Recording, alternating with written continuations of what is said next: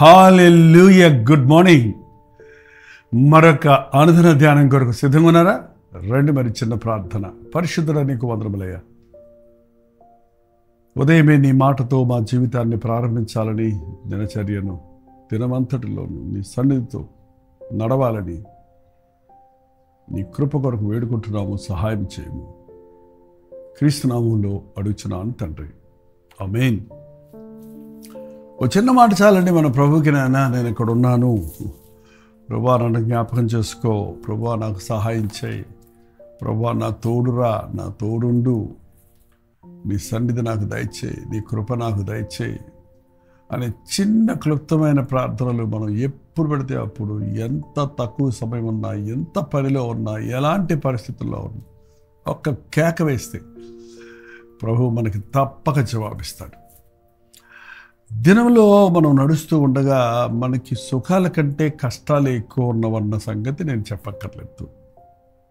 చెప్పండి, మీరు చెప్పండి. లేదండి, దినమంతా మాకు కష్టమే లేదండి, అసలు ఏ విషయంలోనూ మాకు కష్టం అంటేనే ఏంటో తెలియదండి అని ఎవరన్నా అంటారా? అనగలరా? అంటే కష్టాలు అంటే ఏదో పెద్ద కొండలు వచ్చి మన మీద పడేంత కష్టాలు అక్కర్లేదండి. అనుదినము మనం కష్టపడాలి. నిజంగా ఒక తల్లి ఆ వంటగదిలో బిడ్డలకు ఆహారం సిద్ధపరచడానికి కష్టపడటం లేదా? పిల్లలు చదువుకోవడానికి అడగండి, వాళ్ళకి ఎంత కష్టమో పాపం అది. మరి ఆఫీసులకి వెళ్ళి, ఉద్యోగాలకు వెళ్ళి, అందులో ఈ రోజుల్లో ఈ ట్రాఫిక్ల్లో లేక సిటీ బస్సులు క్యాచ్ చేయాలి, బైక్లో పోవాలి, ఉద్యోగాల్లోకి వెళ్ళటం రావటం, మరి ఇవన్నీ కూడా ఆయాసము ప్రయాసము. నరుడి జీవితం అంతే అని ప్రభు చెప్పాడు. కొన్నిసార్లు మనం నిజంగా అనుకోకుండానే విపరీతమైన కష్టాలను మనం ఎదుర్కొంటుంటాం. ఎదురు చూడని కష్టాలు, శోధన మీద శోధన, పోరాటం మీద పోరాటం. వెనకడ ఏదో సామెత చెప్పేవారు, మూలిగే నక్క మీద తాటికాయ పడిందట. అంటే అది పాపం మూలుగుతూ బాత్తో ఒక తాటి చెట్టు మీద కూర్చుంటే దాని నెత్తి మీద పైనుండి ఒక తాటికాయ పడిందంటే ఇంకా చూడండి ఎంత బాధ అయిపోతుంది. ఏంటంటే ఈ సామెతలు ఈరోజు ఎవరు వాడటం లేదు, కానీ చాలా ఒక్క మాటలో గొప్ప సత్యాలు నేర్చుకుంటాం. గోరు చుట్టు మీద రోకటి పోటు అంట. గోరుకి ఒక పుండు వస్తుంది చుట్టులాగా, మీకు వచ్చిందో లేదో, చాలా భయంకరమైన నొప్పి. దాని మీద రోకలు తీసుకొని ఒక దెబ్బ తగిలితే ఎంత నొప్పి వస్తుంది చూడాలంటే. అట్లా ఒక్కోసారి తట్టుకోలేని కష్టాలు వస్తాయి మనకు. వినలేనంత భయంకరమైన సమాచారాలు వినాల్సి వస్తుంది. న్యూస్ వింటున్నప్పుడు ఎవరెవరి గురించో వింటున్నాం. ఏదో ఒక రోజు మన బిడ్డల గురించో, మన యజమాని గురించో, మన వారిని గురించో విన్నామనుకోండి, ఎంత భయంకరంగా ఉంటుందో తెలుసా? అలాంటి అనుభవాలు నాకు ఉన్నాయి కొన్ని. తట్టుకోలేము ఆ బాధ, ఆ వేదన, ఆ శ్రమ, ఆ శోధన. నాకే వచ్చిందా? నా ఇంట్లోకి వచ్చిందా? నా బ్రతుకులోకి వచ్చిందా? మరి అలాంటప్పుడు బెంబేలు పడిపోతారు చాలామంది, కృంగిపోతారు చాలామంది, చాలా విపరీతంగా రియాక్ట్ అవుతాం. కానీ దాని బదులు మనం ఏం చేస్తే మంచిదంటారు? మీకు తెలుసు కదా, దేవునికి మొరపెట్టాలి. 107వ కీర్తన మీరు ఎన్నిసార్లు చదవగలిగితే అన్నిసార్లు చదవండి. అందులో మీకు ఎంత గొప్ప సారం ఉందో, ఎంత గొప్ప ఆదరణ దొరుకుతుందో మీరే గుర్తించగలుగుతారు. 107వ కీర్తన 6వ వచనములో, వారు కష్టకాలమందు యెహోవాకు మొరపెట్టిరి, ఆయన వారికి ఆపదలలో నుండి వారిని విడిపించెను. వారు కష్టకాలమందు యెహోవాకు మొరపెట్టిరి, ఆయన వారి ఆపదలలో నుండి వారిని విడిపించెను. కష్టకాలమందు యెహోవాకు మొరపెట్టిరి, ఆయన వారి ఆపదలలో నుండి ఆయన విడిపించను.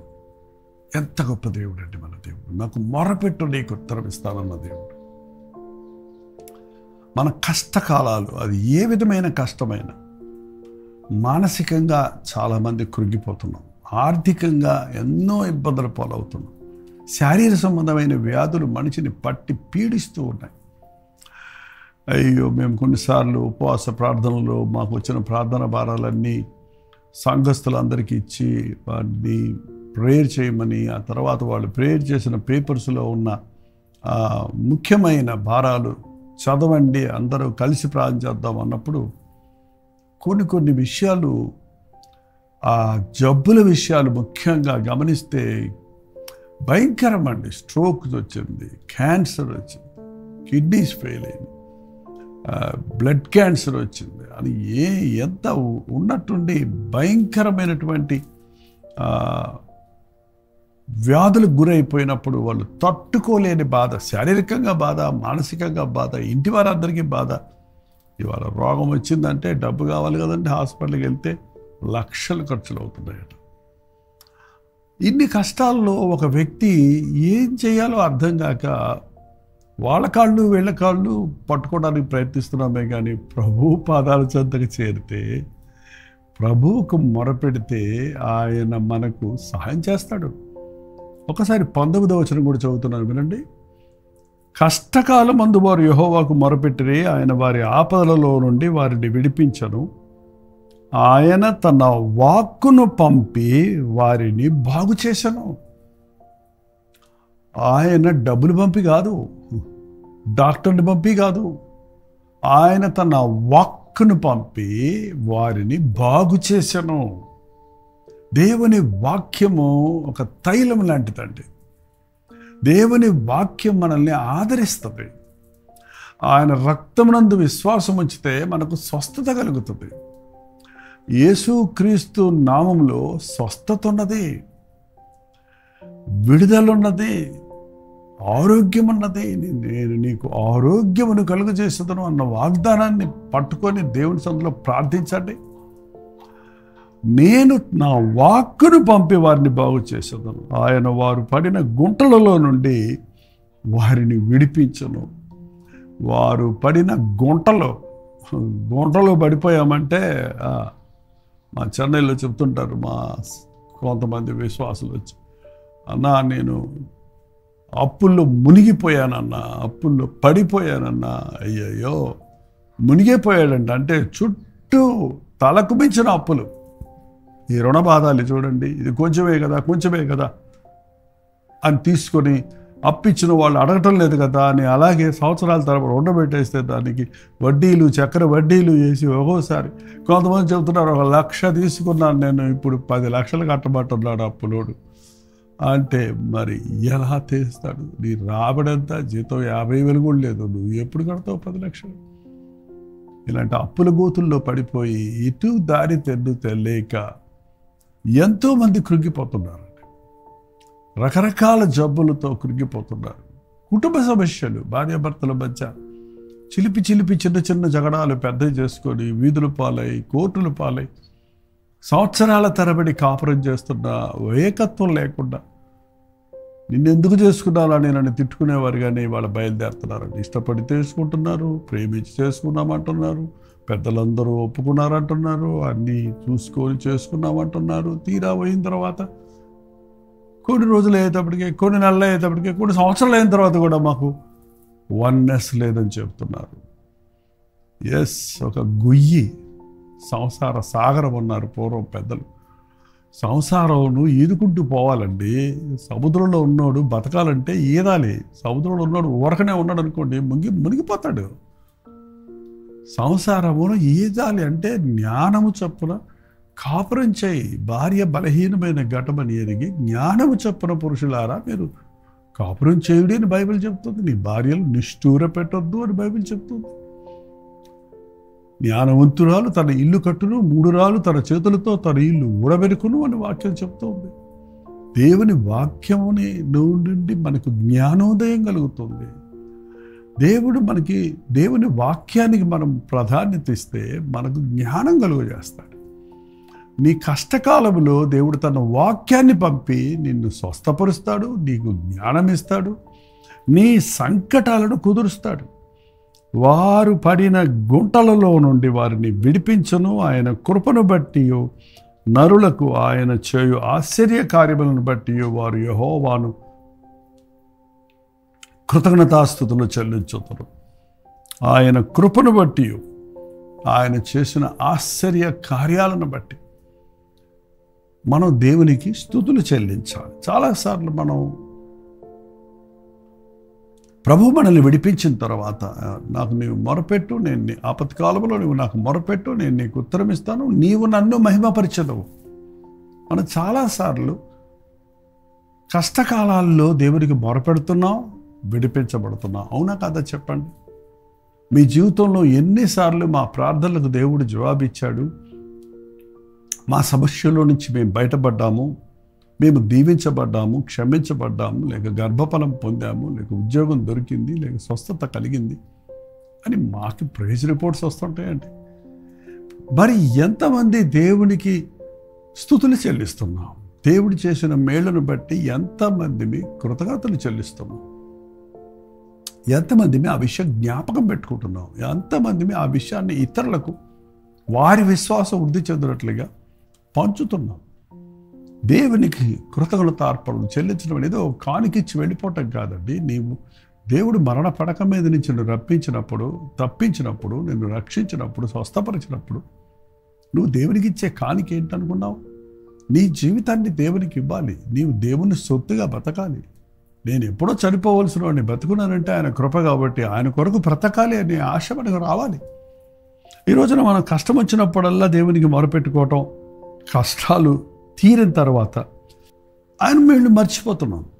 చూడండి, అధ్యాయంలో 6వ వచనంలో, 13వ వచనంలో, 19వ వచనంలో మళ్ళీ మళ్ళీ మళ్ళీ మళ్ళీ కష్టకాలమున వారు మొరపెట్టిరి, ఆయన బాగు చేశారు. కష్టకాలమున వారు మొరపెట్టిరి, ఆయన వారిని బాగు చేసను, ఆయన వారిని విడిపించను, ఆయన వారి ఆపదలలో నుండి వారిని తప్పించను, తన వాక్కును పంపి బాగు చేశాను. ఆయనకు క్షమించటం, ప్రేమించటం తప్ప శిక్షించటం తెలియదండి. అందుకే మనం దేవుని ప్రేమను చులకన చేస్తున్నాం. అనుదినము నీ కష్టకాలములో దేవుడు నీకు సహాయం చేస్తున్నాడని గుర్తించినప్పుడు అనుదినము నీవు దేవుడిని స్తుతించటం నేర్చుకోవాలి. వారు కృతజ్ఞతార్పణలు చెల్లించుదురుగాక, ఉత్సాహధ్వనితో ఆయన కార్యములను ప్రకటించుదురుగాక. దేవుడు చేసిన ఆశ్చర్య కార్యాలను, స్తోత్రార్హ కార్యాలను దాయకుండా పిల్లలకు వాటిని తెలియచేయాలి అని దేవుడు వాక్యం సెలవిస్తుంది. మన ఇంట్లో ఉన్న ఒక కత్తి వాడుతుంటే అది పదునుగా ఉంటుంది, వాడకుండా మూల పెడితే అది ముందు మారిపోతుంది. మన సాక్ష్యాన్ని కూడా ఇతరులకు చెప్తున్నప్పుడు మనకు గుర్తు చేసుకుంటున్నాం, మనం వాటి వలన మళ్ళీ ఒక్కసారి విశ్వాస అభివృద్ధి పొందుతున్నాం. అందుకే దీపం వెలిగించి ఎవరు మంచం కింద పెట్టకూడదు, కొంచెం కింద పెట్టకూడదు, దీపస్తంభం మీద పెట్టమన్నాడు. దేవుడు నీకు ఎన్ని మేలు చేశాడో ఎప్పుడైనా ఎవరికైనా సాక్ష్యం ఇచ్చావా? అంటే సాక్ష్యం చెప్పాలంటే చర్చిలో పాస్టర్ గారు మైక్ ఇస్తే చెప్తామండి అంటుంటారు కొంతమంది. అది కాదండి. ఆ రోజు దెకపొలిలో ఆ యొక్క గెరాసీనుల దెయ్యం పట్టిన వారు వెళ్ళి సాక్ష్యం ఇచ్చినప్పుడు ఆ ప్రాంతంలో ఉన్న వారందరూ రక్షించబడ్డారు. గెరాసీన్ దేశంలో దెయ్యం పట్టిన వాడిని మార్చడం కొరకు, విడిపించడం కొరకు, ఆ దెయ్యముల నుండి తప్పించడం కొరకు నది అద్దరి నుండి ప్రభు వచ్చి గలిలయ సముద్రం దాటొచ్చి అతన్ని విడిపించాడు. ఆ అనేక శానా అనే దెయ్యం పట్టిన వాడిలో నుండి అనేక వేల దెయ్యాలు బయటపడ్డట్టు అతను స్వస్థ చిత్తుడై ప్రభు దగ్గర కూర్చోడు. ప్రభు వెంటనే ధోనికి వెళ్ళిపోతుంటే నేను కూడా నీతో వస్తానంటే ప్రభు ఏమన్నాడు తెలుసా అండి? నువ్వు వెళ్ళి దేవుడు నీకు చేసిన కార్యాలను గురించి నీ ఇంటి వారికి సాక్ష్యమై, నీ సొంత వారికి సాక్ష్యమై, ఎక్కడెక్కడ నీవు దెయ్యం పట్టి తిరిగావో ఎవరు అదుపు చేయలేని స్థితిలో నీవు అసభ్యంగా ప్రవర్తించి నిన్ను నీవు గాయపరుచుకొని ఎంతమంది నువ్వు బాధ పెట్టావో వారి దగ్గరికి వెళ్ళి నేనే వారిని నన్ను యేసయ్య మార్చాడని సాక్ష్యమే. కష్టకాలంలో నిన్ను విడిపించినప్పుడు నీవు అదే రకం కష్టాల్లో ఉన్నవారికి సాక్ష్యం ఇవ్వటం నేర్చుకోవాలి. దేవుడు చేసిన మేళ్ళు మరవకుండా మనం ఆయనకి స్తుతులు చెల్లిస్తుంటే, అసలు నిజంగా చెప్పాలంటే స్తుతి చెల్లిస్తూ పోతున్నవాడు గోతుల్లో పడరండి, కొండ మీదకి ఎక్కుతాడు. స్తుతి చెల్లించేవాడు దినదినాభివృద్ధి పొందుతాడు. సరుగుడు గొరుగుడు ఇచ్చేవాడు దినదినము కృషించిపోయి ఆ యొక్క సాతాను చేతుల్లో చిక్కుకుంటాడు. ఏ కష్టమున్నా యేసయ్యకి చెప్పండి, ఆయన విడిపిస్తాడు, బాగు చేస్తాడు, స్వస్థపరుస్తాడు, అద్భుతాలు చేస్తాడు. నమ్మండి. ఈ రోజు నుండి అనుదినము ప్రార్థించుకోవటం మానకండి. దేవుని సన్నిధిలో ఉపవాసం ఉండి ప్రార్థించడం గుర్తుపెట్టుకోండి. ఎప్పుడూ ఒక్కసారి చేసే ప్రార్థన కాదు, ఎప్పుడు పెడితే అప్పుడు, ఎక్కడ పెడితే అక్కడ, కష్టం వచ్చినప్పుడల్లా ప్రభువా నన్ను జ్ఞాపకం చేసుకో, నాకు సహాయం చేయి, నా తోడుండు, నీ కృప దయచేయి, నీ సన్నిధి దయచేయి అన్న క్లుప్తమైన పదాలతో మనస్ఫూర్తిగా దేవునికి మొరపెడితే వెంటనే అటువంటి ప్రార్థనలకు కూడా జవాబులు వస్తాయి. ప్రార్థన. పరిశుద్ధుడా నీకు వందనములయ్యా. శ్రమలు లేకుండా, కష్టాలు లేకుండా ఈ లోకంలో మేము బ్రతకలేము. కానీ శ్రమల మధ్యలో మాకు తోడుండే దేవుడు అని, కష్టకాలములందు నీకు మొరపెడితే మమ్మల్ని విడిపించే దేవుడు అని మేము మరువక, శోధనలు పోరాటములు ఏర్పడుచున్నప్పుడు మేము కురిగిపోవు వారిగా ఉండక, విశ్వాసముతో వాటిని ఎదిరించుటకు, నీ సాక్షులుగా జీవించుటకు సహాయం చేయమని క్రీస్తునామంలో అడుగుచున్నాను తండ్రి. ఆమేన్. మన తండ్రి అయిన దేవుని యొక్క ప్రేమయు, కుమారుడైన క్రీస్తు యొక్క కృపయు, ఆదరణకర్త అయిన పరిశుద్ధాత్మ యొక్క సహవాసం కూడి వచ్చిన మనందరికీ ఇప్పుడు సదాకాలము తోడేడుగాక. ఆమేన్. దేవుని స్తోత్రం. మీ ప్రార్థన అవసరతల భారాలు 954041 నెంబర్కి, మీరు ఇతర దేశాల్లో ఉంటే 91001008 నెంబర్కి ఒక టెక్స్ట్ లేక వాయిస్ మెసేజ్ ద్వారా వాట్సాప్ పంపించండి. మీ పక్షంలో ప్రార్థించడానికి మేము ఎప్పుడూ సిద్ధంగా ఉంటాం. మీరు కూడా ప్రార్థించాలి సుమా. ఈరోజు ముంబైలో గెట్ టుగెదర్ ఉంది. Morning star school cyan Dharavi. Mumbai పరిసర ప్రాంతాల్లో ఉన్నవారు, రాగలిగిన వారు రండి. మధ్యాహ్నం యథావిధిగా 3 గంటల హెచ్చరిక ఉంది. రాత్రి 9 గంటలకి కల్వరి ప్రతిధ్వనిలో మళ్ళీ గడుచుకుందాం. అంతవరకు దేవుని మహాకృప మీకు తోడేడుగాక.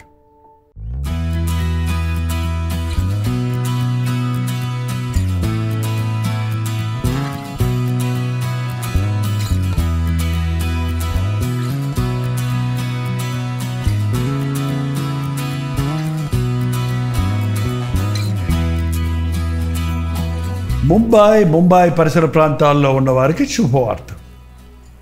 ప్రభుత్వమైతే జూలై 17వ తారీఖున ముంబైలో మరొకసారి 1 డే గెట్ టుగెదర్ను ఏర్పాటు చేస్తున్నాం.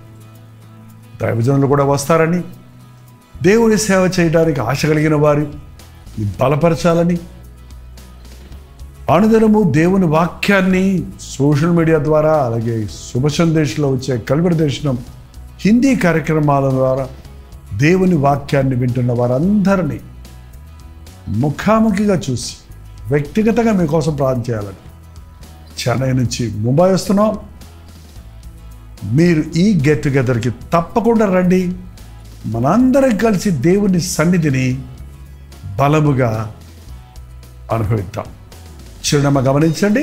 Morning star English school, Sion Dharavi, Mumbai. ఇంకా విషయం మీకు వివరాలు కావాలంటే 9848407779 నెంబర్కి మీరు కాల్ చేయొచ్చు, లేదా వాట్సాప్ పెట్టవచ్చు. లేదంటే 954041 నెంబర్కి కూడా మీరు వాట్సాప్ ద్వారా తెలియచేయచ్చు. తప్పక వస్తారు కదా. మీ బంధువులకి, స్నేహితులకి అందరికీ కూడా తెలియచేయండి.